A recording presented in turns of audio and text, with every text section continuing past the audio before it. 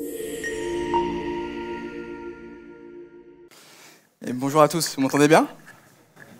Yes, je suis ravi d'être avec vous ce matin. Est-ce que vous êtes en pleine forme? Ok, je vois les sourires, le soleil revient. Enfin. Je vois des middle, peut-être. Ok. Avant de démarrer mon message, j'aimerais vous donner quelques nouvelles de l'évangélisation, de nos actions d'évangélisation à Courbevoie. Le pasteur Andy disait il y a 2 semaines dans son message qu'il a intitulé « La prière n'est pas une option ». Et pour ceux qui ne l'ont peut-être pas écouté, je vous encourage à le faire sur notre chaîne YouTube ou bien sur les plateformes d'écoute de podcasts. Ce n'est pas du tout une pub, mais simplement c'est aussi un outil qui vous donne la possibilité de pouvoir méditer aussi la parole de Dieu. Et je trouve que c'est très bien pour l'Église. Et le pasteur Andy disait que la ville de Puteaux appartient à Dieu.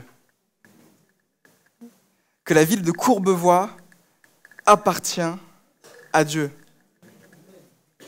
Il est écrit dans Éphésiens 6, chapitre 6, au verset 11 à 12, il est écrit « Revêtez-vous de toutes les armes de Dieu, afin de pouvoir tenir ferme contre les ruses du diable, car nous n'avons pas à lutter contre la chair et le sang, mais contre les dominations, contre les autorités, contre les princes du monde des ténèbres, contre les esprits méchants dans les lieux célestes. » Vous savez, faire tomber des dominations, faire tomber des autorités, de fait, c'est quelque chose qui n'est pas évident. Ce n'est pas sans incidence. Mais grâce à vous, et grâce à votre soutien, à votre mobilisation massive dans la prière, grâce à votre persévérance, nous avons encore pu démontrer à l'ennemi, hier, que nous souhaitons rentrer pleinement dans la vision que Dieu a prévue pour nous. En allant chercher des âmes, en sortant dans la rue. Et hier, avec l'équipe qui m'accompagne, nous sommes sortis dans les rues de Courbevoie pour évangéliser, rencontrer la population, parler de Dieu. Avec une approche plutôt intéressante, nous avons distribué un peu moins de 280 roses. 280 roses. Alors pourquoi on a fait ça? Dans Romains, au chapitre 6, au verset 23, vous connaissez peut-être ce verset par cœur, il est écrit « Car le salaire du péché, c'est la mort, mais le don gratuit de Dieu, c'est la vie éternelle en Jésus-Christ notre Seigneur. » Et nous avons d'abord voulu présenter ce don gratuit, symbolisé par cette rose, pour avoir l'occasion de parler de Dieu. Pour avoir l'occasion de parler de Dieu. Et nous avons eu des moments très profonds, vraiment. À l'image de cette femme à qui on a remis une rose, et sur cette rose, on avait personnalisé des petits mots. Et sur ce mot, il a été écrit « Tu es au bon endroit, tu es à ta place ». Et cette femme nous dit « Mais je suis hyper touchée parce que je viens seulement d'emménager en France. Et je me demandais si ma place était là. » Waouh! Il n'y a que Dieu qui est capable de faire ça.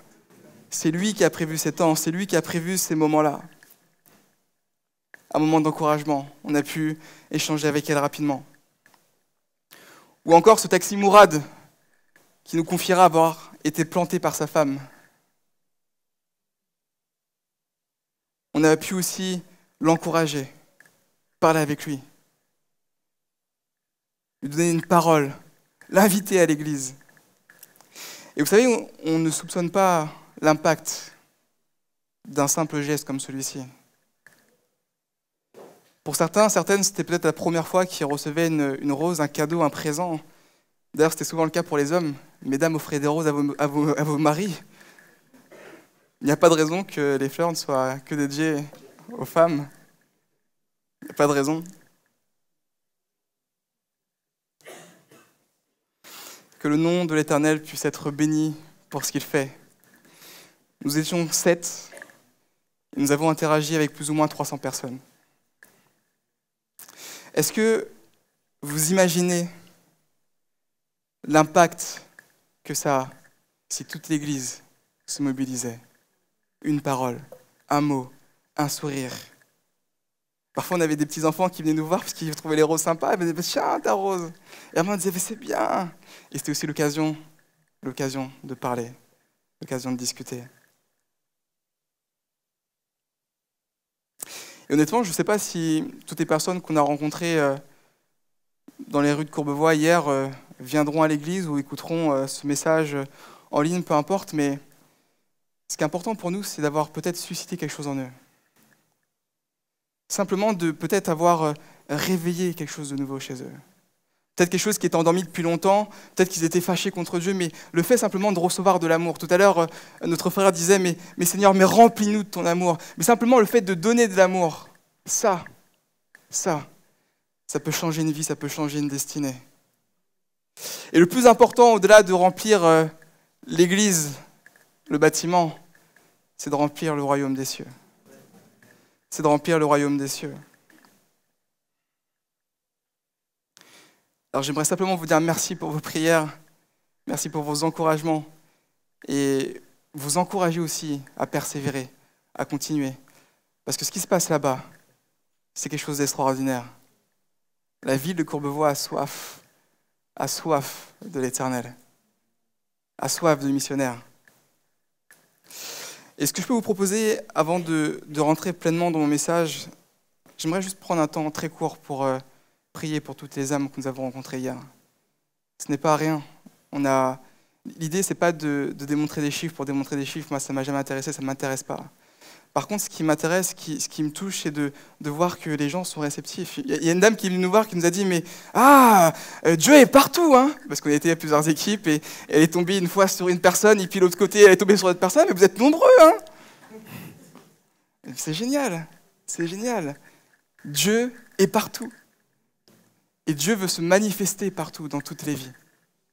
Peu importe si ta vie est comme ci, comme ça, Dieu veut se manifester dans ta vie. Je vais prier pour ça, et puis après je vais rentrer dans le message.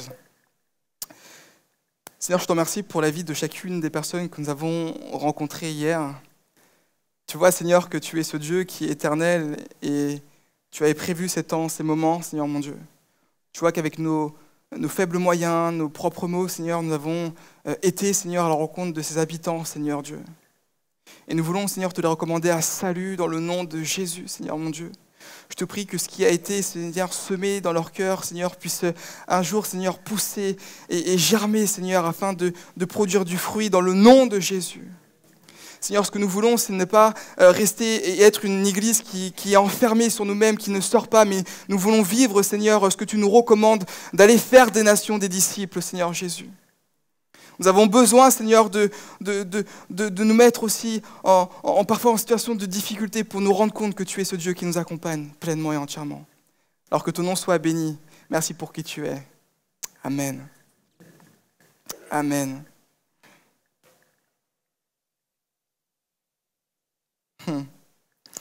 Juste préciser que je reviens un peu sur l'évangélisation. Ça nous force vraiment à sortir de nos zones de confort, hein.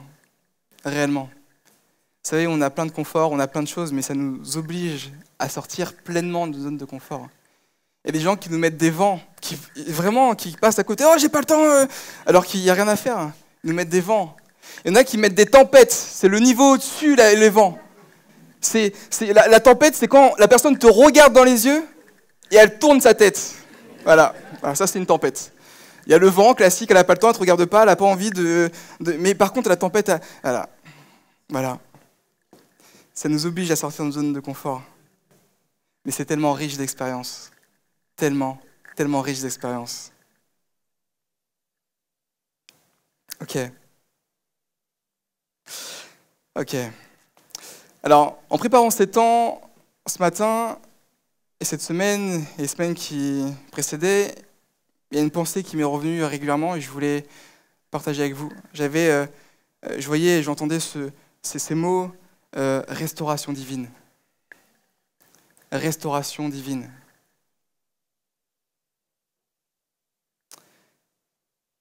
Restauration divine. Et pour comprendre de quoi on parle, j'aimerais vous suggérer de retenir que la restauration divine est une puissance surnaturelle qui peut redonner vie à des choses qui ont été perdues ou endommagées. Je vais répéter ça.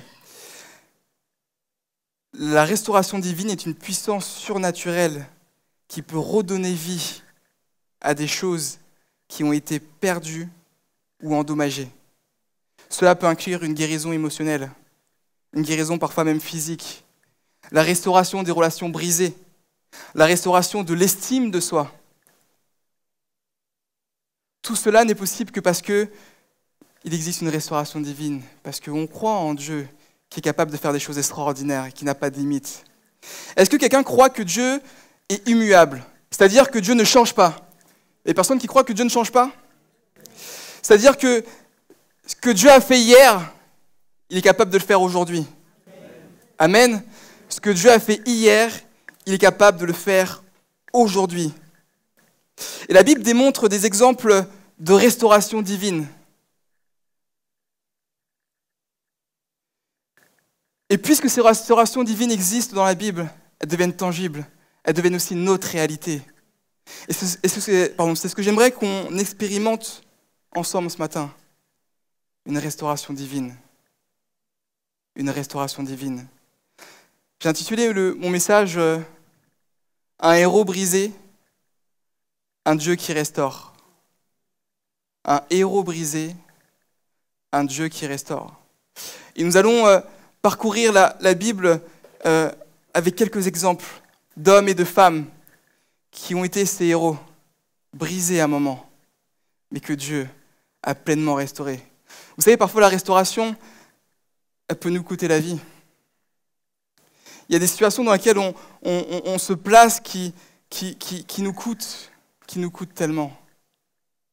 Mais Dieu est un Dieu qui est bon.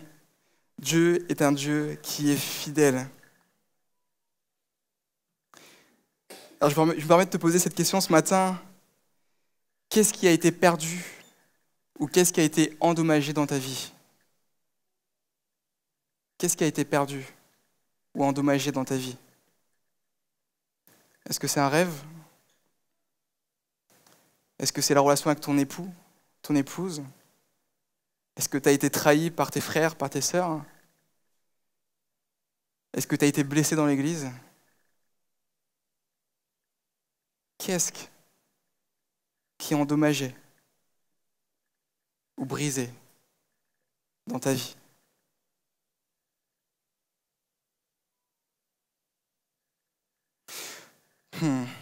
Seigneur, merci parce que tu es bon. Je crois qu'on va passer des temps extraordinaires ensemble ce matin. Vraiment. J'aimerais que vous proposiez de considérer la vie d'hommes et de femmes qui ont été brisés, pour plein de raisons différentes, mais restaurés par la puissance de l'Éternel. Et j'aimerais commencer par Samson. Est-ce que tout le monde connaît Samson ici ou pas? Samson. La vie de Samson est spectaculairement dramatique et tragique. Samson a été juge en Israël pendant 20 ans, et sa vie se résume plus ou moins sur 3 chapitres de la Bible.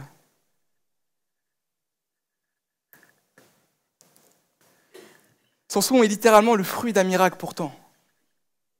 Samson avait été destiné, il avait été consacré à Dieu. C'était un juge, un héros par définition. J'aimerais qu'on puisse regarder dans le livre de Juges au chapitre 13 à partir du verset 2 jusqu'au verset 6. Juges 13, verset 2 jusqu'au verset 6. Je lis dans la version Summer. À Tsoréa vivait un homme de la tribu de Dan appelé Manoah. Sa femme était stérile et n'avait jamais pu avoir d'enfant. Un jour, l'ange de l'Éternel apparut à cette femme et lui dit « Tu es stérile et tu n'as jamais eu d'enfant. Pourtant, tu vas être enceinte et tu donneras le jour à un fils. À partir de maintenant, prends bien garde de ne pas boire ni vin, ni autre boisson alcoolisée, et de ne rien manger qui soit rituellement impur, car tu vas être enceinte et tu mettras au monde un fils. Ce garçon sera consacré à Dieu dès le sein maternel. Jamais il ne devra se couper les cheveux ou la barbe. C'est lui qui commencera à délivrer Israël des Philistins. » Amen. Alors qu'Israël est sous occupation des Philistins, Dieu va choisir un homme pour commencer à délivrer Israël des occupants.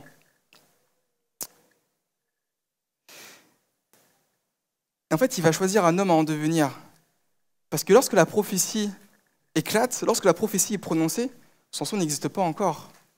Samson est pas encore né, n'est pas encore en gestation dans le ventre de sa maman. Qu'est-ce que ça nous dit, ça? Ça nous dit que Dieu nous connaît bien avant qu'on existe sur cette terre.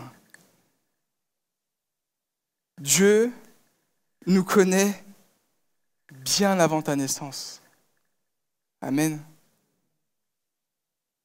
Et parce que Dieu a prévu un plan pour Samson, laisse-moi te dire ce matin qu'il a aussi un plan pour ta vie. Il a un plan pour ta vie. Ce qui est intéressant de constater dans ce texte, c'est qu'il n'y a aucune interprétation possible. Le message est très clair. Elle va avoir un fils, pas une fille. Elle va devoir respecter telle ou telle chose, donc pas boire d'alcool, ne pas manger d'aliments rituellement impurs, et de se prémunir pour que cette naissance puisse être consacrée totalement à Dieu. Il n'y a pas de doute possible. Il n'y a pas de doute possible. Et je ne sais pas pour vous, mais parfois je me dis, ah Seigneur, ce serait merveilleux que tu me parles aussi simplement dans ma vie. J'aimerais que tu me dises, en fait, bon, écoute, David, dans 3 ans, tu seras père de 3 enfants. Amen. Amen. Je prophétise sur ma propre vie. Je me dis, mais ce serait génial. Ce serait génial. Je le reçois. je reçois. Mais Dieu nous a laissé sa parole. Il nous a aussi laissé le Saint-Esprit pour qu'on puisse rentrer en communion avec lui. Et aussi un moyen pour écouter, pour comprendre, pour savoir où est-ce qu'on va. C'est de passer du temps avec Dieu. C'est de passer du temps dans la parole de Dieu. C'est de passer du temps dans la prière. C'est comme ça que tu rentreras pleinement dans ton appel. En cherchant la face de Dieu. Non pas la volonté d'un homme, mais la face de Dieu.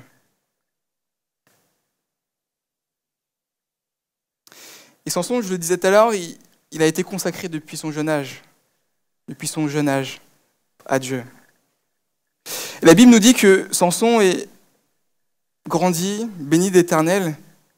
Et surtout, la particularité de Samson, c'est qu'il a une force surnaturelle. Il est tellement fort que la Bible nous dit qu'il est capable de déchirer un lion à main nue en 2. À main nue.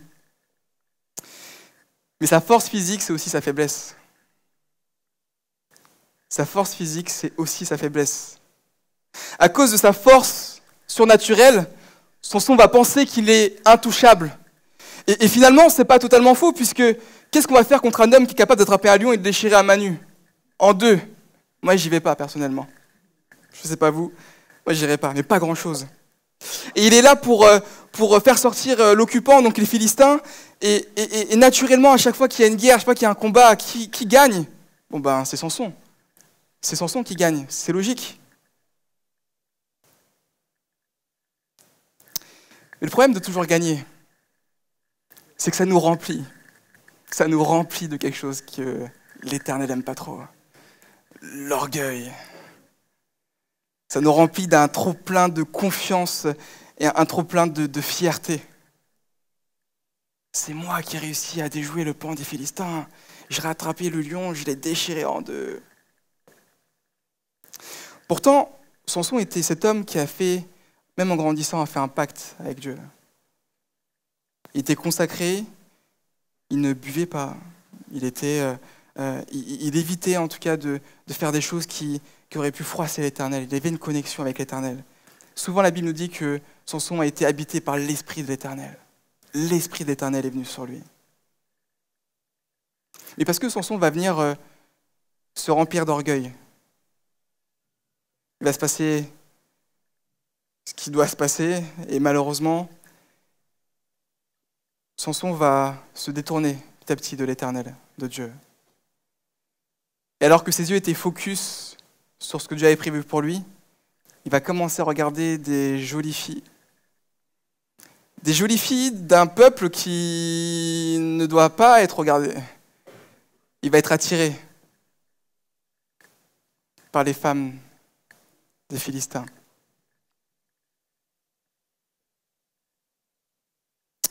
Et parce qu'il va se détourner de Dieu, parce qu'il a été trop orgueilleux, il a été trop fier, trop fort. La Bible nous dit que Samson va chuter, doucement, mais sûrement. Doucement, mais sûrement. Vous savez, toutes les chutes ne sont pas brutales. Hein.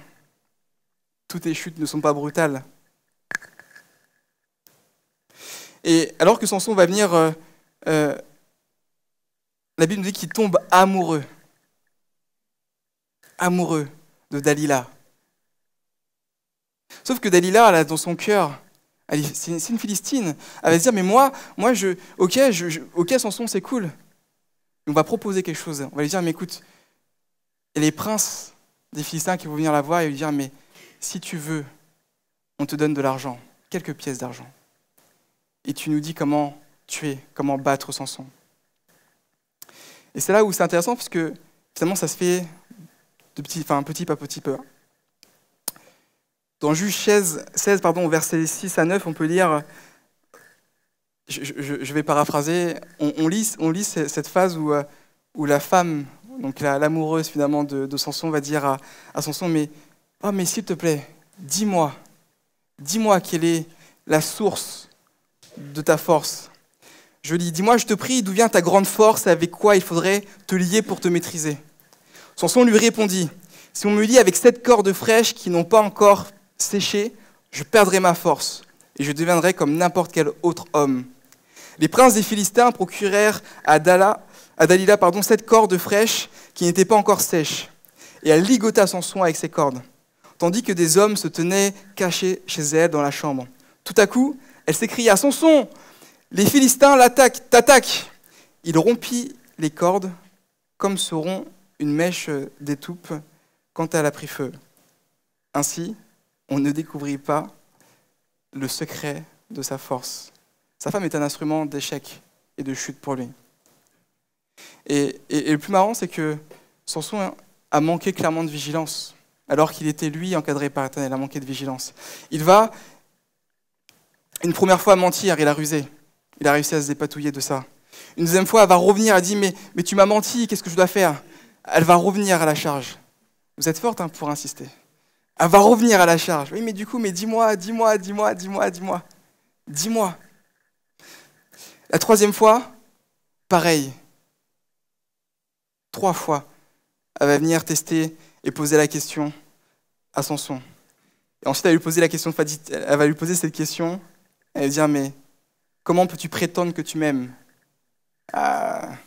Comment peux-tu prétendre que tu m'aimes? Samson est touché dans son ego, dans son orgueil. Moi, je t'aime pas. Rassurez-vous, c'est pour Dalila. Hein. Personne n'est comme ça dans cette église. Je préfère le dire. Mais la Bible nous dit quelque chose quand même d'important, c'est que tous les jours, elle le harcelait par ses paroles et elle le poussait à bout par ses insistances.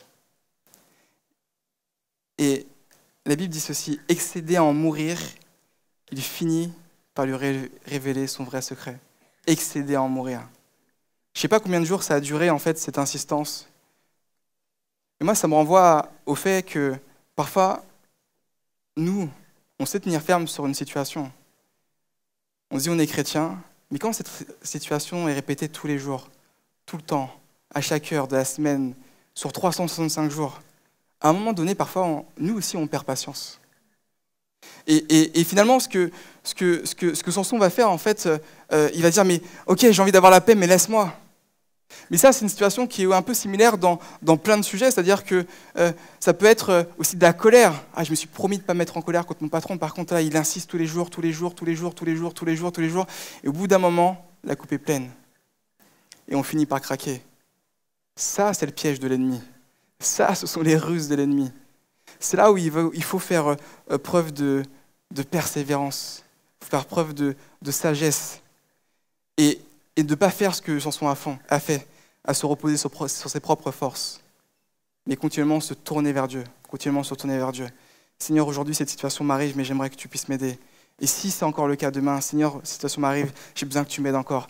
Et persévérer, persévérer, persévérer. Et Samson a fini par délivrer son secret. On va venir l'attraper, lui raser les cheveux, sa force venait de là, lui raser les cheveux, lui brûler les yeux. Lui brûler les yeux.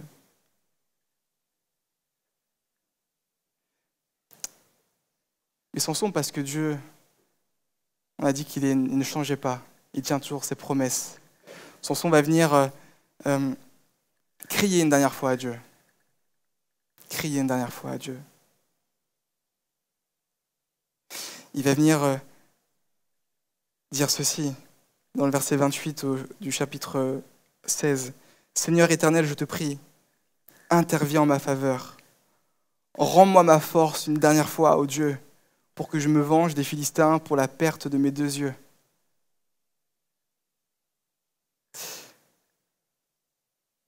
Et finalement, on peut constater que la Bible nous dit qu'ensuite, il y a des piliers et il se met dans cette position-là. Il va pousser et le temple va tomber. Il y a beaucoup de similitudes entre Samson et Jésus-Christ. Cette annonce d'une naissance miraculeuse, d'une femme stérile, est né un enfant. Mon mari n'était pas stérile, mais en tout cas, la maman, la mère de Samson, elle a été stérile. Samson était consacré. Et parce qu'il s'est rempli d'orgueil, il est tombé. Et j'ai noté en titre, Samson était un héros brisé par fierté, mais restauré par la puissance de Dieu. Samson, un héros brisé par fierté, restauré par la puissance de Dieu. Est-ce qu'il y en a dans ces lieux parfois qui se remplissent de fierté, d'orgueil? Merci pour votre honnêteté. Merci beaucoup. Vous savez, l'histoire de Samson est une leçon pour nos vies. C'est justement parce que parfois on se remplit d'orgueil, de fierté, qu'on est près du bord, près du précipice à tomber. Seigneur, rends-moi humble. Seigneur, ce que je fais, ce n'est pas par ma propre force. Il ne faut pas non plus se dévaloriser, attention. Par contre, Seigneur, rends-moi humble. Et laisse-moi la possibilité de te donner tout ce que tu fais dans ma vie. Ça, c'est la leçon de Samson. Samson qui, pourtant, avait bien commencé, a mal terminé. Un héros brisé. Il a été brisé à cause de son orgueil, mais restauré. Parce que Dieu a permis que beaucoup de personnes, beaucoup de Philistins meurent lorsqu'il était déjà dans une position de faiblesse. Que Dieu soit béni. Le deuxième personnage que j'aimerais qu'on puisse voir ensemble, c'est Joseph. Joseph, c'est le héros brisé par l'injustice, mais restauré par la providence de Dieu. Est-ce qu'il y a des gens qui n'aiment pas l'injustice ici? Il y a des gens qui ça dérange vraiment d'être dans l'injustice totale? Moi, j'en fais partie en tout cas. L'injustice, quelque chose qui me... L'injustice, excusez-moi. L'injustice. Ouais. Donc il y a des gens qui n'aiment pas l'injustice. Et pourtant, Joseph, vous connaissez certainement son histoire, a été trahi coup sur coup, régulièrement. Il a été d'abord trahi par ses frères qui l'ont vendu comme esclave. On peut lire dans Genèse chapitre 37 au verset 28. Ses frères furent d'accord ensemble. Et lorsque les marchands madianites passèrent, ils hissèrent Joseph hors de la citerne et le vendirent aux Ismaélites pour 20 pièces d'argent. Encore l'argent, encore. Hein. Et ceux-ci l'emmenèrent en Égypte. Joseph, alors qu'il avait confiance en ses frères, il a été vendu. Il a été vendu comme esclave. Et comme si ça ne suffisait pas, peu de temps après, la femme de Potiphar va ruser contre lui. Elle va dire à son mari, mais regarde ce qu'il a voulu faire. Apporter des fausses accusations sur sa vie. Et ça a conduit Joseph en prison. Ça a conduit Joseph en prison. Mais parce que Dieu est bon, la Bible nous dit que Dieu a restauré Joseph. Et Dieu l'a restauré d'une manière extraordinaire. Il ne s'est pas contenté uniquement de le restaurer de cœur, mais il lui a donné aussi une position dans le pays dans lequel il était esclave. Mais si ce n'est pas Dieu qui fait ça, qui le fait? Personne. Personne. Les injustices et les souffrances peuvent briser.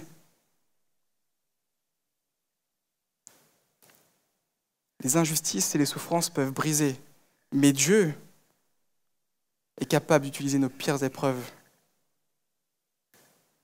pour accomplir ses plans dans nos vies. Joseph dira à ses frères, vous aviez projeté de me faire du mal, mais parce que vous avez fait, Dieu a projeté du bien en vue d'accomplir ce qui se réalise aujourd'hui pour sauver la vie à un peuple nombreux. Dieu est capable de transformer le mal qu'on vous fait en bien. Amen. Dieu est capable de changer le mal qu'on vous fait en bien.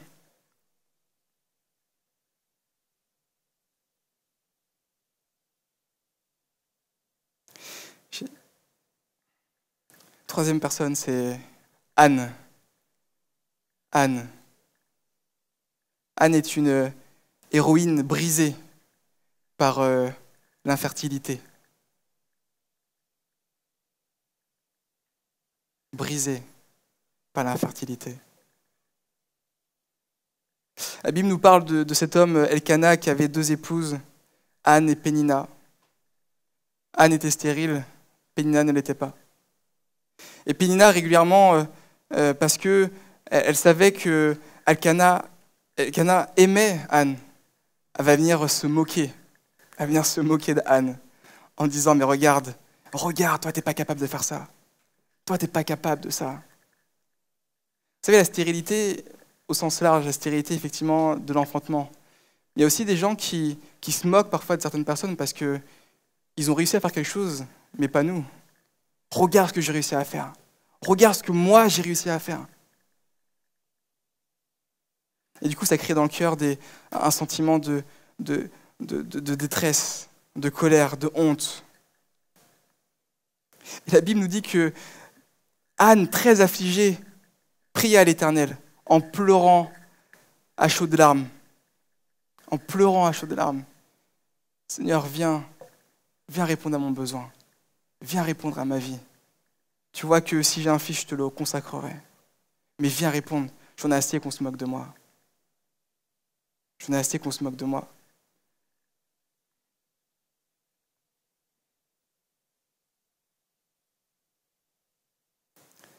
Dans nos souffrances, Dieu entend nos prières. Dans nos souffrances, Dieu entend nos prières.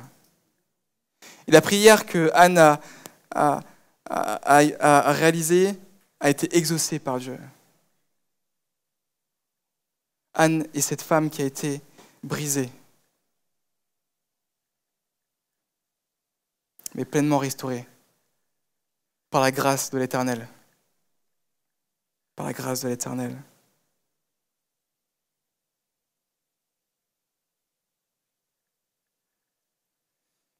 On a plein d'héros dans la Bible qui ont été brisés. On en a beaucoup. Je vais peut-être finir avec celui-ci que vous connaissez peut-être, certainement, je pense, avec Job. Job, un héros qui, lui, pour le coup, a été brisé par la souffrance, par la perte. La Bible nous dit que Job était un homme qui avait énormément de richesses, beaucoup de richesses. Et du jour au lendemain, il a tout perdu. Ses richesses, ses enfants, son bétail, ses enfants, tout ce à quoi il tenait, tout cela a été perdu, même sa santé.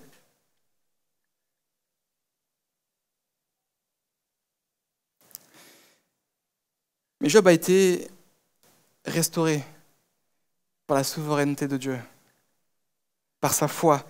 Job est resté ferme, bien que parfois il a été un peu branlant, mais il est resté ferme. Il est resté ferme dans sa foi. Il dira, l'Éternel a donné, l'Éternel reprend. L'Éternel a donné et l'Éternel reprend. Job est cet héros qui a été brisé par la souffrance, mais restauré par la souveraineté de Dieu. Et si aujourd'hui tu es dans une souffrance, si aujourd'hui tu vis une situation que tu ne comprends pas, laisse-moi te dire que Dieu a un plan de restauration pour ta vie. Dieu a un plan de restauration pour ta vie. Même quand tout semble perdu. Même quand tout semble perdu. Sa souveraineté est parfaite. Je vais demander à l'équipe de louange de remonter sur scène et j'aimerais simplement conclure avec ça.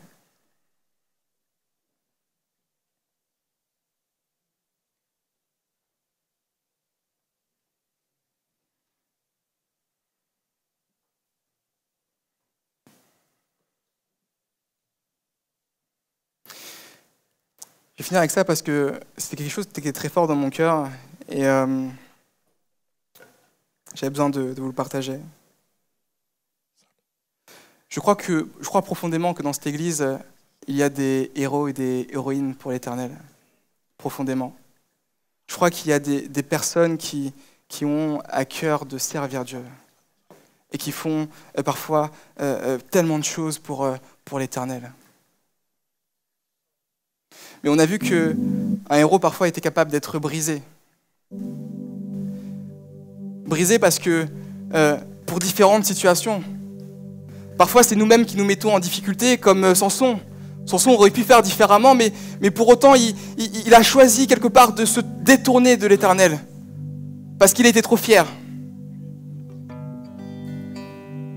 Et puis il y a des situations qui nous tombent dessus. Joseph, lui c'est typiquement cet homme qui a été trahi par ses amis.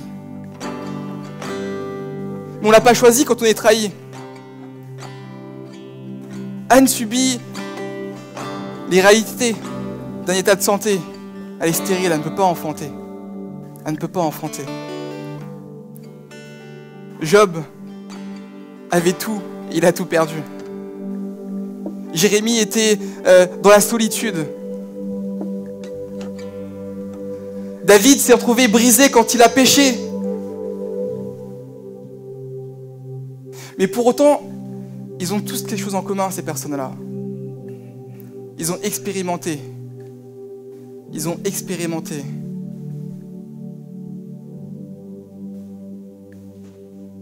La puissance de l'Éternel.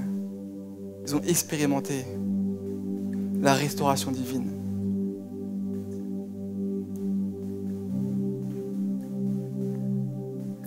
Je crois qu'une restauration divine, on disait alors que c'est une puissance surnaturelle qui peut redonner vie à des choses qui ont été perdues ou endommagées. Je crois que parce que notre Dieu ne change pas, que c'est encore possible aujourd'hui.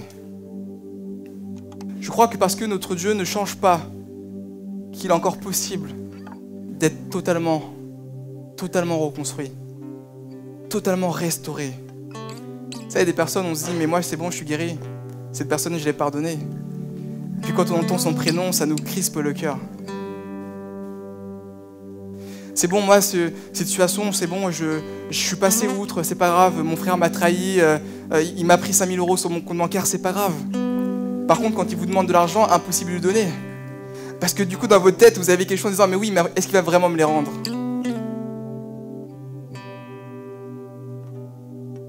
Et si vous avez ça, c'est parce que il vous manque cette restauration divine.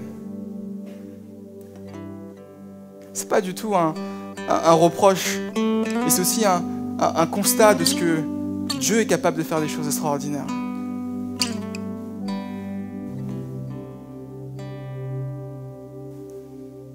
Nous, les pasteurs, on peut prier pour vous. On peut vous accompagner sur plein de domaines, sur plein de sujets.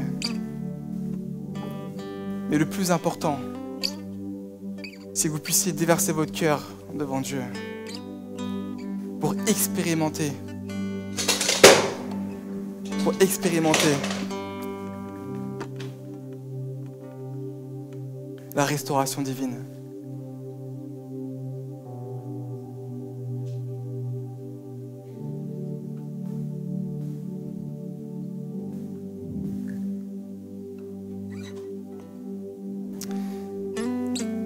J'aimerais juste te dire ceci.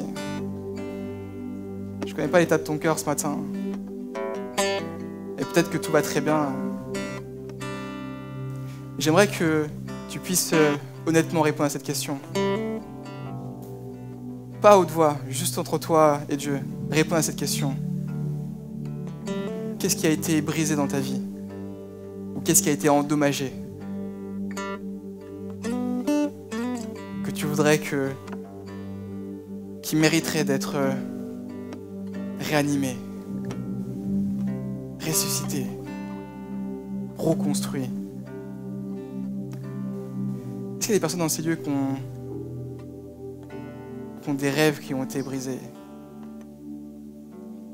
Est-ce qu'il y a des sujets sur lesquels vous avez... est-ce qu'il y a des choses qui mériteraient d'être renées, de naître à nouveau?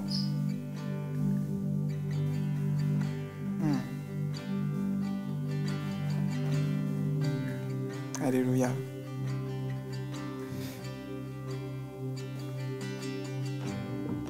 On va prendre un temps ensemble dans la prière.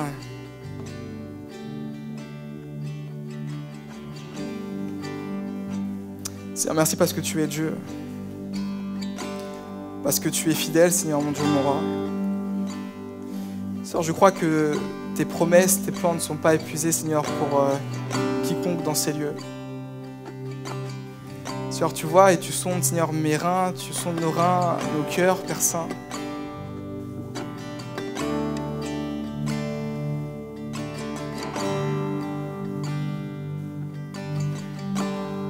Seigneur, je sais que je peux m'appuyer sur toi, Seigneur, pour une direction divine.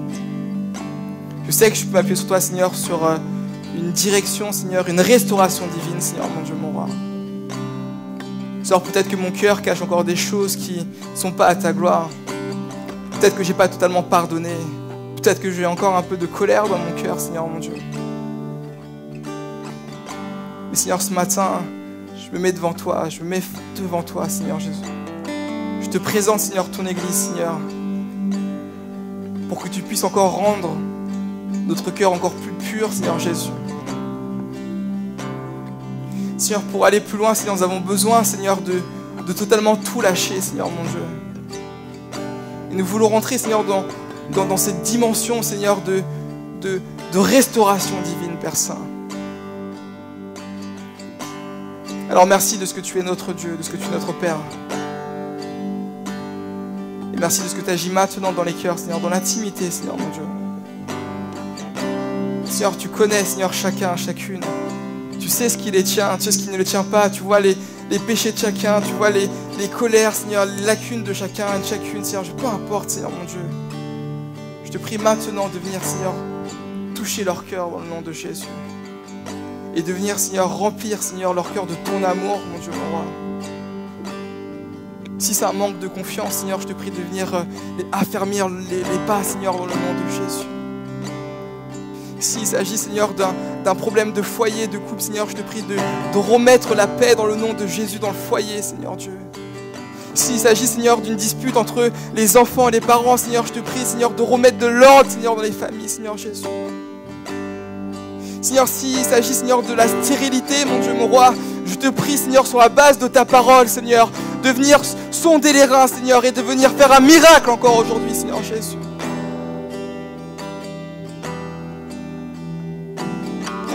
Seigneur, tu ne changes pas, Seigneur, ce que tu as fait pour Anne, tu es capable de le faire pour une multitude, Seigneur, mon Dieu.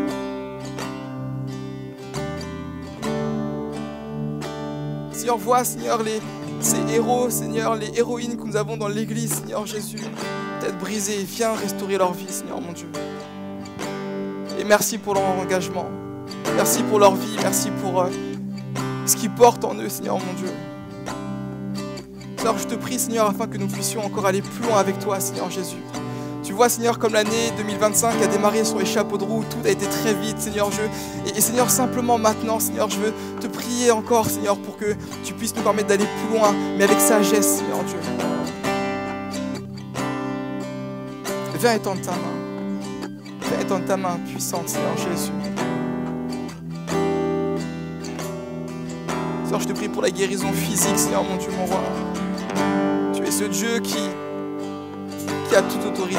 Alors viens guérir, Seigneur, celui qui a besoin d'être guéri, Seigneur, dans ces lieux maintenant. Seigneur, tu vois peut-être aussi les difficultés financières, Seigneur, de personnes dans ces lieux, Seigneur Jésus. Je te prie, Seigneur, mon Dieu, pour la providence. Je te prie, Seigneur, de répondre à leurs besoins, Seigneur, mon Dieu, mon roi. Seigneur, c'est toi qui sais. C'est toi qui sais. Alors viens par ton esprit, Seigneur, te mouvoir encore dans ces lieux. Et de venir, Seigneur, convaincre, parler, Seigneur, avec ton autorité, avec ton amour, avec ta sagesse, ton discernement, Seigneur. Que ton nom soit béni, Seigneur, mon Dieu, mon roi. Alléluia.